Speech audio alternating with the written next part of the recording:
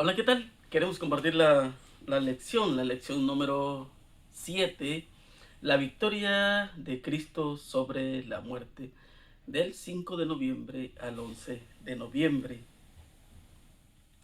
Y nuestro versículo para memorizar esta semana lo encontramos en el libro de Apocalipsis capítulo 1, versículo 17 y 18. Cuando le vi, caí como muerto a sus pies, y él puso a su diestra sobre mí, diciéndome: no temas, yo soy el primero y el último, y el que vivo y estuve muerto, mas he aquí vivo por los siglos de los siglos. Amén. Y tengo las llaves de la muerte y del Hades. Vamos a orar. Señor, gracias por darnos la vida, por cuidarnos, protegernos. Gracias, Señor, por la oportunidad que nos da una vez más de grabar.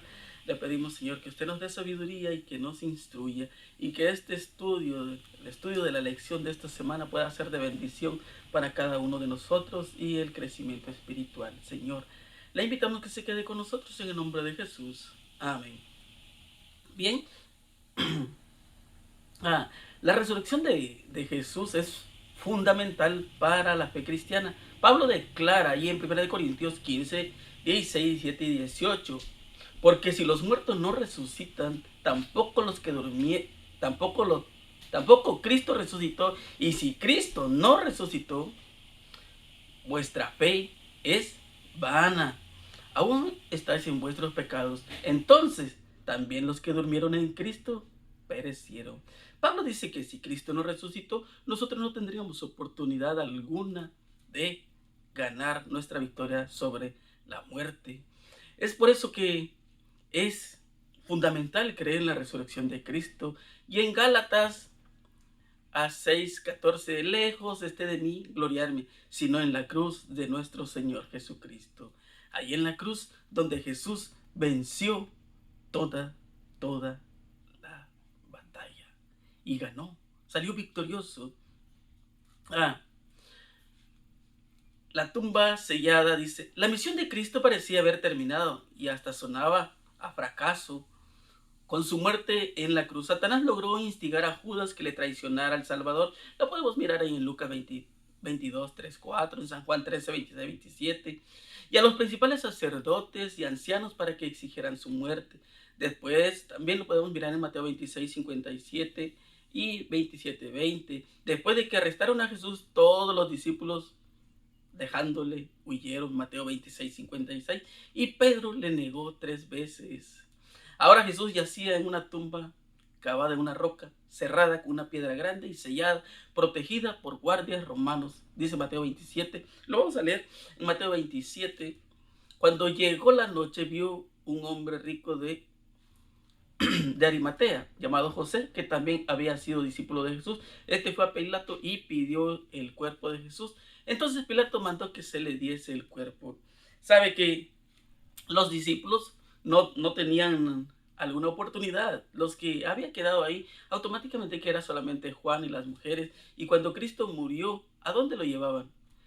Ellos no tenían influencia, no tenían el poder, y tampoco tanto poder humano como económico como para llevar el cuerpo de Jesús. Y es por eso que ahí aparece José de Arimatea y Nicodemo, que ellos eran miembros del Sanedrín, eran hombres de dinero y tenían influencia además, y ellos pidieron el cuerpo de Jesús para que pudieran darle una sepultura.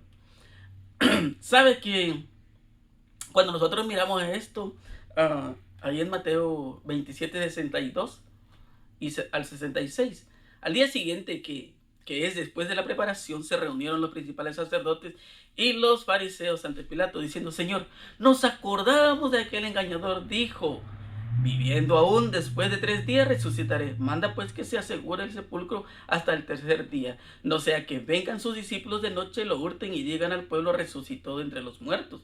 Y será el postrer error peor que el primero. Pilato les dijo: ahí tienen la guardia, id aseguradlo, como sabéis. Entonces ellos fueron y aseguraron el sepulcro, sellando la piedra y poniéndole guardia. Ahora, estaban 100 soldados cuidando la tumba de Jesús. Tenía una piedra, y además de esa piedra pusieron otra piedra con el sello para que nadie pudiera robar el cuerpo de Jesús. Ellos tenían miedo. Pero es a veces increíble creer esto.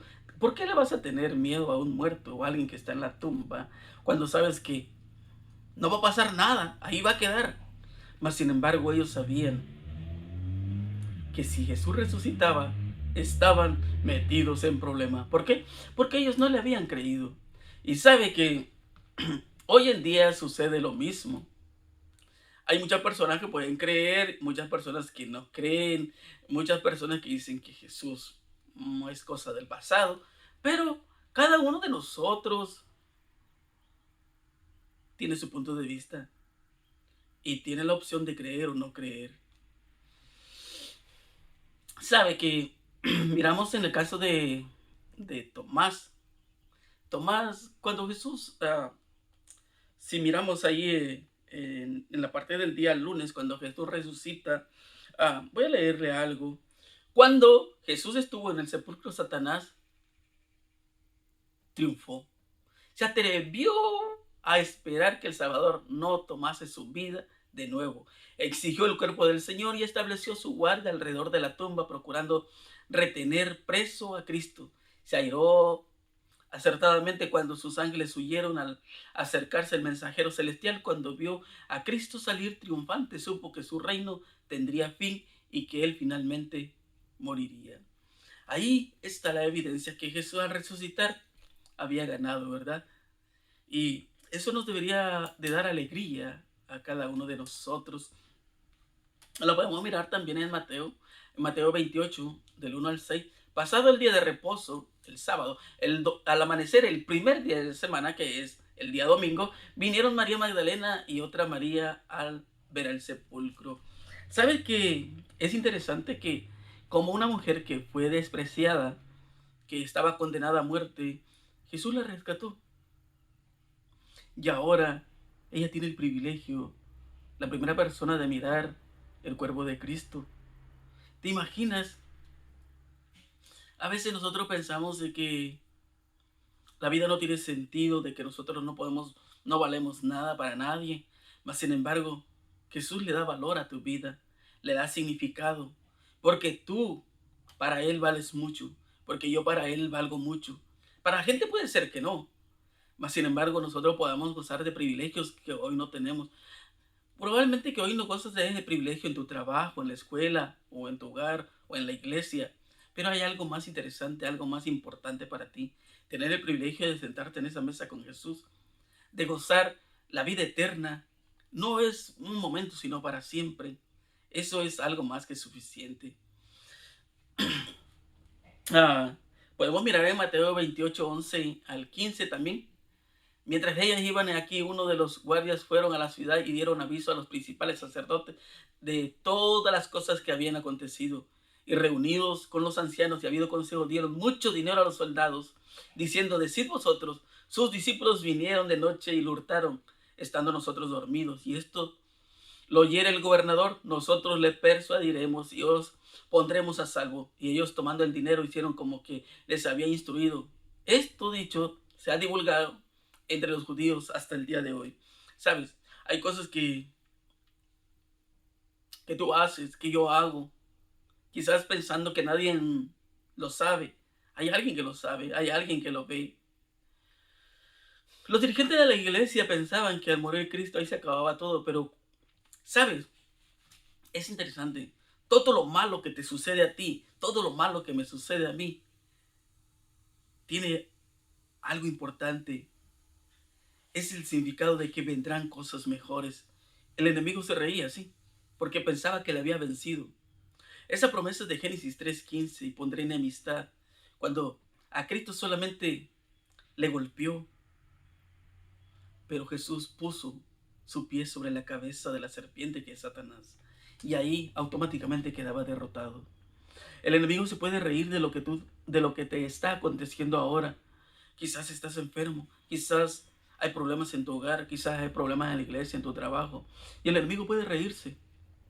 Pero quiero decirte una cosa: así como se burló de Cristo, pero solamente fue un día. Ese viernes disfrutó, ese sábado lo disfrutó, pero el domingo tuvo que tragarse todas esas sonrisas. Y así también con las personas que te causan dolor, que te causan daño. Un día también tienen que tragarse esas palabras que han dicho sobre ti, porque un hijo de Dios es protegido. Sí, estamos seguros de eso, que Dios te protege, Dios te cuida. Y si Él permite que tú pases por esos momentos a veces difíciles y que a veces es complicado soportar, solamente puedo decirte que resistas. Tu victoria está cerca. ¿Sabes? Lo incoherente de que estos soldados que estaban ahí para cuidar el cuerpo de Cristo, para que no saliese, no lo robasen, la evidencia más grande que Dios le dio a los incrédulos es de poderle ver. Y ahora los sacerdotes, ¿te imaginas? Que tú como soldado, ponte en el cuerpo de ellos o en la persona de ellos como soldados, decir que un guardia se va a dormir.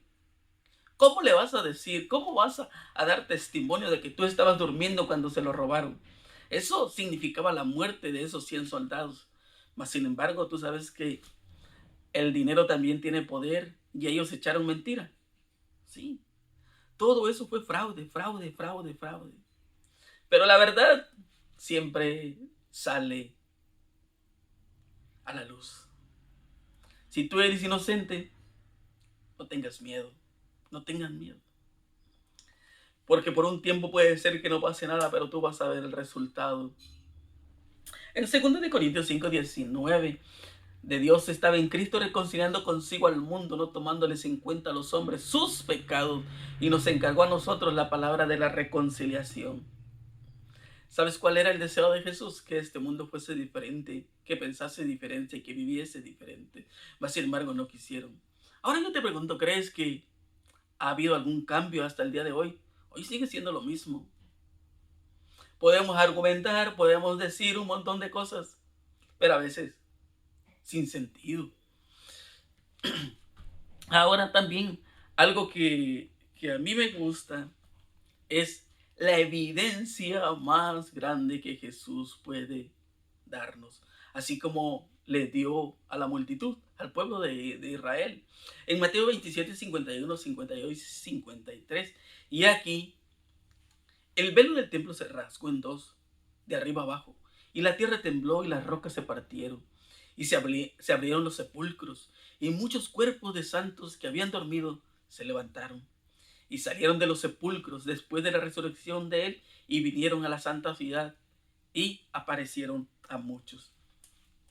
Ahora, ¿qué iban a decir los sacerdotes cuando miraron el cuerpo de una persona que había muerto y resucitó? Y dice, no muchos, o sea, no eran poquitos, eran muchas personas que habían resucitado. ¿Qué te dice eso? Es maravilloso que un terremoto sucedió con la muerte de Cristo y un terremoto con la resurrección de Cristo. ¿Sabes? A veces nos quedamos pensando de que el sol se puso triste o se avergonzó quizás de ver todo lo que sucedía, que no quiso mirar el suceso, por eso hubo esa oscuridad. Hoy el mundo también está en oscuridad. Tanto pecado, tanto dolor, tanto sufrimiento. Y a veces nosotros queremos ciertamente que esto se acabe, pero no es lo que nosotros pensamos, sino lo que Dios decide. Y Él sabe por qué. También lo que podemos mirar en esta lección es de que Jesús había dado evidencia de que podía resucitar a los muertos. Había resucitado al hijo de la viuda de Naín. Había resucitado a Lázaro, ¿verdad? Ahora había resucitado a la niña de 12 años, a la hija de Jairo. Les había dado evidencia de que él podía resucitar a las personas. Pero desafortunadamente estas personas resucitaron, pero volvieron a morir. Las personas que resucitaron en ese terremoto se fueron al cielo con Cristo. ¿Qué te dice eso? No debería de llenarte de alegría, de saber de que todo el dolor, todo el sufrimiento que hoy podemos pasar, un día va a llegar a su final. Y si por cosas de la vida nosotros estamos muertos, Es necesario saber que cuando suena esa trompeta, los muertos en Cristo resucitarán. Sabe que también lo que podemos mirar que en Romanos 8:32, el que no escatimó ni a su propio Hijo, sino que lo entregó por todos nosotros, ¿cómo no nos dará también con él todas las cosas? Y en Isaías 53:5, mas él fue herido por nuestras rebeliones, molido por nuestros pecados. El castigo de nuestra paz fue sobre él, y por su llaga fuimos nosotros curados. Es maravilloso de que alguien ocupara tu lugar, mi lugar. Es maravilloso saber de que tu deuda está saldada y que hoy tú puedes ser libre. ¿Verdad que sí? En San Juan 20, cuando María está llorando junto al sepulcro y mientras lloraba se inclinó para mirar dentro del sepulcro y vio a los ángeles sus vestiduras blancas. Algo que a mí me gusta es que Jesús se acerca y le dice, ¿por qué lloras? ¿Cómo no llorar cuando Jesús lo es todo para ti? ¿Cómo no llorar cuando Jesús lo era todo para María y hoy no estaba? Sabe que María estaba preocupada por el cuerpo. Y a veces también nosotros podemos estar preocupados por las cosas materiales y perdemos de vista el objetivo que es nuestra salvación. Probablemente María estaba preocupada por el cuerpo, más ella no se acordaba de lo que Jesús le había dicho que iba a resucitar. Y eso debería de dar alegría. Pero sabes que cada uno de nosotros cuando perdemos un ser querido lloramos. Lloramos muchas de las veces sin consuelo, porque no hay palabras que puedan darte aliento cuando tú pierdes un ser querido, porque sabes que no lo volverás a ver. Mas sin embargo, cuando tú crees en Jesús y la persona que murió cree en Jesús, es victoria. Sí, es victoria.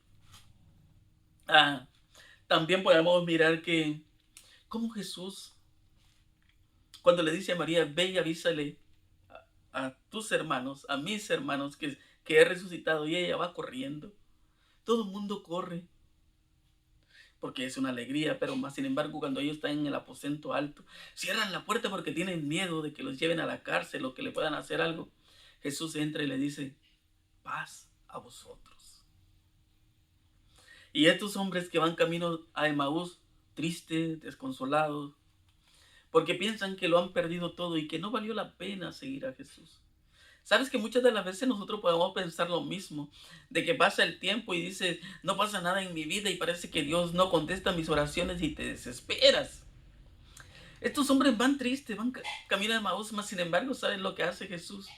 Se acerca a ellos y le empieza a hablar de la palabra. Y empieza desde el Éxodo, desde Génesis, Éxodo, y les habla todo lo que había de acontecer para que ellos creyeran. Es algo interesante que cuando él hace como que va de largo, ellos le dicen, ven a casa. Y cuando él parte el pan, se dan cuenta quién es. Y ahí Jesús se desaparece y ellos empiezan a correr. A veces yo me puedo imaginar cuando yo leo eso, que ellos corrieron como niños con un juguete nuevo. Ellos corrieron a dar esa noticia. Cuando Jesús hace algo bueno, algo extraordinario en tu vida, tú no puedes quedarte callado. Y eso es lo que hicieron ellos. Lo hemos visto. Sabemos que ha resucitado.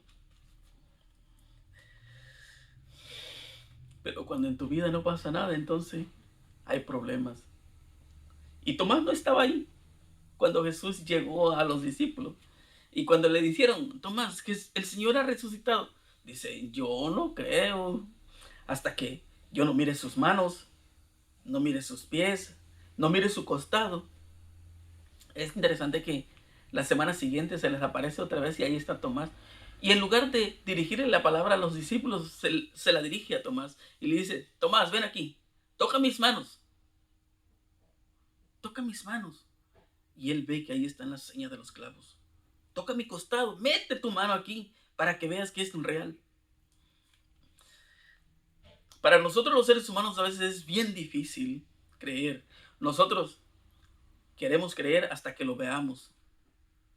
Te voy a dar algo. No, hasta que no lo vea, yo no voy a creer. Jesús te dice, yo te voy a restaurar tu salud. Dice, hasta que no lo vea, yo no voy a creer. Jesús te dice, yo voy a cambiar tu vida. Dice, hasta que no lo vea, yo lo voy a creer. Así somos los seres humanos. Mas, sin embargo, con Jesús es diferente. Él quiere que tú creas primero para que después pueda ver. Lo mismo pasó con Natanael. Lo mismo pasó con Judas. Con Tomás. Porque ellos querían ver. Y sabes, a veces me quedo pensando cómo es de que Dios hace todo eso por ti y por mí. Entonces Tomás confesó, Señor mío y Dios mío. Y Jesús agregó, porque me has visto, Tomás, creíste. Bienaventurados los que no vieron y creyeron. Sí, bienaventurados aquellos que no vieron y creyeron. Pero bueno fuera para nosotros que así como Jesús le dio una lección a Tomás, también así es para cada uno de nosotros. Y su ejemplo demuestra cómo debemos tratar a aquellos cuya fe es débil y que dan realce a sus dudas. ¿Sí? En 1 Corintios 15, 20, mas ahora Cristo ha resucitado de los muertos, primicia de los que durmieron es hecho. ¿Sabes? Podemos mirar en Éxodo, Levítico, Deuteronomio lo que significaban las primicias. Esto era de que comenzaban las cosechas. Al resucitar Cristo, comenzaba la cosecha. Sí, por eso en ese sermón de Pedro, 3,000, 4,000, y hoy ha llegado el Evangelio a todo el mundo. Vale la pena recordar que Jesús salió de la tumba como un cuerpo humano glorificado, pero todavía llevaba las marcas de la crucifixión. Y en el libro de Hechos, capítulo 9, encontramos que cómo se le manifestó a Pablo. Saulo, respirando aún amenazas y muerte contra los discípulos del Señor, vino al sumo sacerdote y le pidió cartas para la sinagoga las sinagogas de Damasco, a fin de que así hallase algunos hombres y mujeres en el camino y los trajese preso a Jerusalén. Mas yendo por el camino, aconteció que al llegar cerca de Damasco, repentinamente le rodeó el resplandor de la luz del cielo, y cayendo en tierra oyó una voz que le decía, Saulo, Saulo, ¿por qué me persigues? Él dijo, ¿quién eres, Señor? Y le dijo, yo soy Jesús, a quien tú persigues. Dura cosa te es dar cosas contra el aguijón. A veces la gente piensa que te hace daño a ti. No. Cuando tú eres un seguidor de Jesús, no te hacen daño a ti, le hacen daño a Jesús. Lo mismo que le dijo a Pablo. Él, temblando y temeroso, dijo, Señor, ¿quién eres? ¿Y qué quieres que yo haga? El Señor le dijo, levántate y entra a la ciudad y te diré lo que debes hacer. Y ahí la vida de Pablo cambió para siempre. Y es por eso que él escribe en 1 Corintios, pero esto digo, hermanos, que la carne y la sangre no pueden heredar el reino de Dios, ni la corrupción hereda la incorrupción. Y aquí os digo un misterio, que todos dormiremos, pero todos seremos transformados en un momento, en un abrir y cerrar de ojos, al final trompeta, porque se tocará la trompeta y los muertos serán resucitados. ¿Cómo? Incorruptibles, y nosotros seremos transformados, porque es necesario que esto corruptible se vista de incorrupción y esto mortal se vista de inmortalidad. Y cuando esto corruptible se haya vestido de incorrupción y esto mortal se haya vestido de inmortalidad, entonces se cumplirá la palabra que está escrita: sorbida es la muerte en victoria. Yo te pregunto, ¿tenemos o debemos tenerle miedo a la muerte? ¿Verdad que no?